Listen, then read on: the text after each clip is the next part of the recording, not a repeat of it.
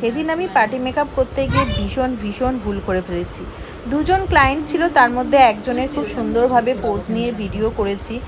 পুরো কনসেন্ট্রেটভাবে আমরা তাকে সাজিয়ে আবার সুন্দরভাবে পোজ দিয়ে ভিডিও করেছি। আর আমার যে আর একটা ছোট্ট বেবি বার্থডে বয় ক্লায়েন্ট ছিল, তার আওয়াজ তোমরা সাইড থেকে শুনতেই পাচ্ছ। তার কিন্তু আমরা ভিডিও করিনি। সত্যি কথা, সে তো রাগ করবেই বলো। দেখো, আমার ছোট্ট বেবি ক্লায়েন্ট বার্থডে বয়ের খুব রাগ হয়েছিল যে মায়ে কি সুন্দর পোজ দিয়ে ভিডিও করছো আর আমার বেলায় কোথায় গেল। দেখো, বার্থডে বয় কিন্তু কেঁদে ফেলেছে, একদম কান্নাকাটি করে সে আমাকে বলল শুধু ভিডিও করলেই হবে, মাকে তো আলো দিয়ে কি সুন্দর ভিডিও করে দিলে, আমারটা কোথায় গেল। সত্যি আমরা খুব ভুল করে ফেলেছি।